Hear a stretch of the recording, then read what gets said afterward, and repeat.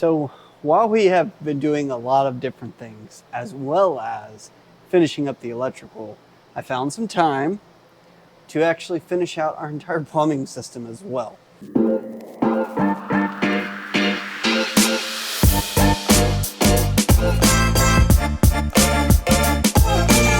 I was kind of in that grind mode and I just didn't really feel like videoing all of it. One, because I had never done it, so I wasn't going to be like, hey, do this and this. I needed to figure things out first.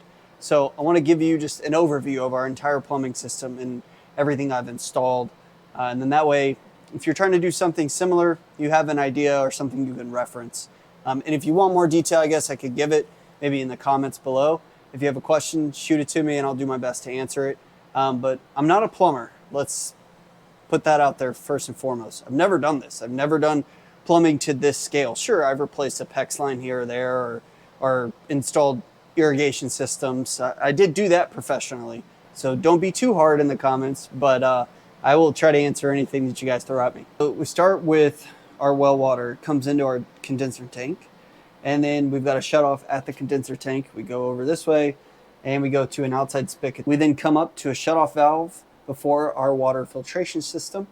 It then goes over and comes down into our water softener. Not yet functioning because I haven't done any trim outs. So once that is trimmed out and it can have power, I'll set it to the correct settings and get that going. Then it comes up here to our hot water tank.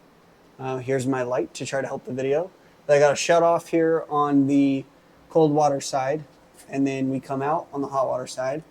We come over, and then we head up above the door frame over there. So these are my connections and my water lines. I tried to do everything as as stable as possible and not have too many bends. So this is all type B PEX. I used 3/4 inch as my service, as my feed, and I crimped everything. So where I've got connections to my copper, I put my Teflon tape and my pipe dope.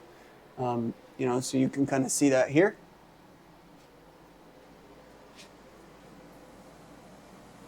So that is the utility space. So you can see here in the stairs, the water lines come over here and then come up. And the reason I had to come up was because I needed to go over this door. So I go over the door and then I start to come back down. One thing you'll note here is that when I went through the top plate, I put fire rated caulk, as well as anywhere where there's going to be drywall, I put my protectors over my studs where my pipe went through the wall, so that if somebody tries to drill in here, they get stopped by the metal.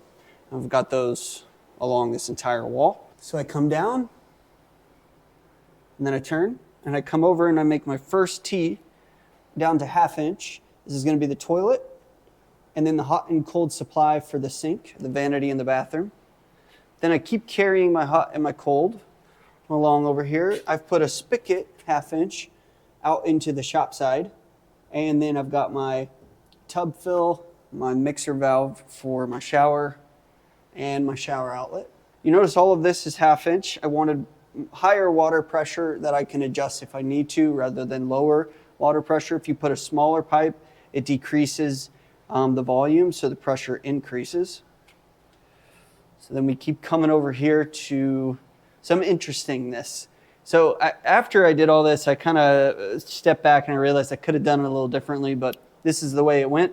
So this is what we've got. We 90'd down so that we had space, to be able to put the piping, to put the supply lines actually in the wall, and it didn't interfere with the drywall that would come over it. So obviously we've got our hot and cold for our washer dryer set up here. Then we come back here.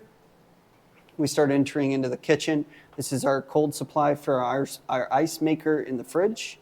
Again, as you see, we got our pipe protectors on all of our studs so that we don't accidentally hit one of those guys. We 90, and then right here is where I decided to drop down to 1/2 inch. One, because I didn't really need to keep going with 3/4 inch, but two, I ran out of 3/4 inch, I'm gonna be honest. So I just dropped down to 1/2 inch for the supply feeds of the kitchen sink. In here as well, I'm gonna have a dual shut off that then it goes over to the dishwasher. The other element to plumbing outside of the supply lines, so your hot and your cold lines, is your drainage and then your venting. So I've already established all my drainage right in the underslab. I had already completed all that, thought through it, and got it approved, passed inspection. But I had to consider venting for a couple different things. So as you can see here, my father-in-law actually did this one because we kind of split up and did some different tasks, and he killed it. Under here is a P-trap for where the washer and dryer are going to sit, and this comes up and it will allow for the washer to drain down this tube, but it also comes all the way up and vents out the outside. So we get air that's being supplied in the system on this side of the system. Additionally, I'm going to be putting what's called a Studer vent inside of the kitchen cabinet, the cavity there. And basically this allows air to be sucked in but not come out. So you don't get your smell of your septic system out of this vent. Now granted, this does have a P-trap underneath the concrete as well, and the sink will have a P-trap, but this is that additional breathing mechanism for the entire plumbing system, and these things are really nifty. So I've got 2 vents on this entire plumbing system. So all in all, this plumbing system was fairly easy to install. It just took some time. And considering I'd never done it, I had to kind of think through everything and the connections. I probably went to Lowe's like 8 times because I would forget one little thing, one elbow or 190.